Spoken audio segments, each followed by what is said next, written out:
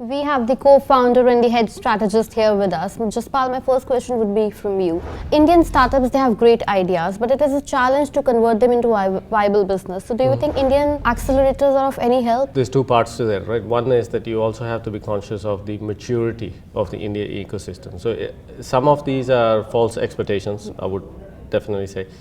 Most of the startups we are coming across, they are first-time startups.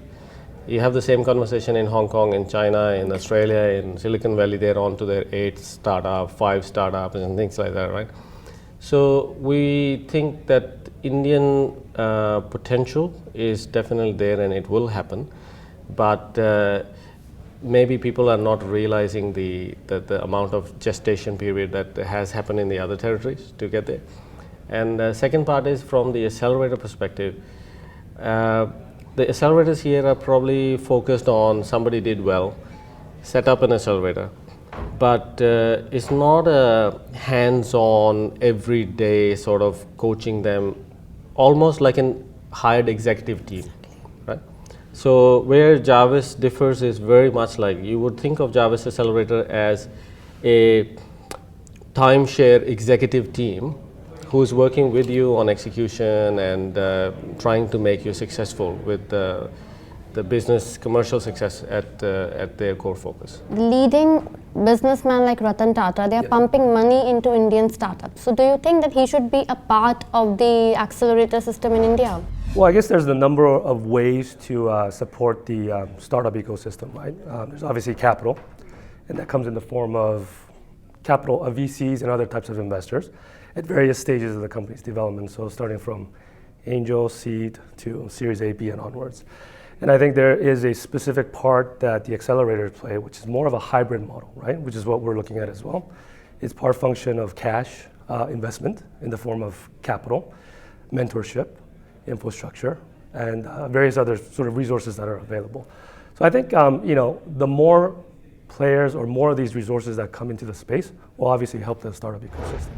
Jaspal, the state government sponsored startup accelerators. Yeah. They are think of past. When you see states like Karnataka and Andhra Pradesh, they are jumping into the fray. Yeah. So do you think it will help these startups?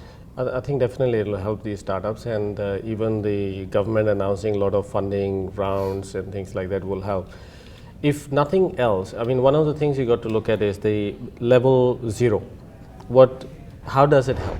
So when governments are announcing these facilities where 5,000 people can sit together, they can feel at home for 4 months, 6 months, regardless of access to ministers, whether they are opportunists, whether they are really dedicated or not, or how it works, just bringing that facility together gets you from 0 to 5. So Indian startups live on the mercy of angel investors and venture capital. Right. So how would you comment on the access of funds for the startups? The access of funds, I think, in India are still not as open. You have like the Ratan Tata question that you asked. So if we start to then look at capital flow from conglomerates, capital flow from large entrepreneurial families and things like that, they're already seeded into their business layer by layer by layer. So they have probably not realized the threat that startups will present to these. So the example will be, for instance, Tesla versus Tata. Exactly. Right? But as the foreign investment is coming in, the Sequoias and everybody else is focused on a SoftBank. You look at even some of the Russian funds are focused on it. UK funds are focused on it. So you are getting that diversity that the Indian, that layer of where the capital is actually kept, they will start to feel the pressure that, oh, if we don't jump in, somebody else is going to jump in and they're going to play in the market fearlessly. Really, banks usually underestimate the power of the idea of a startup. So do you think that we need a soft bank to fill this gap? SoftBank by design is, by definition, sort of a venture capital, right? So is that what you're referring to?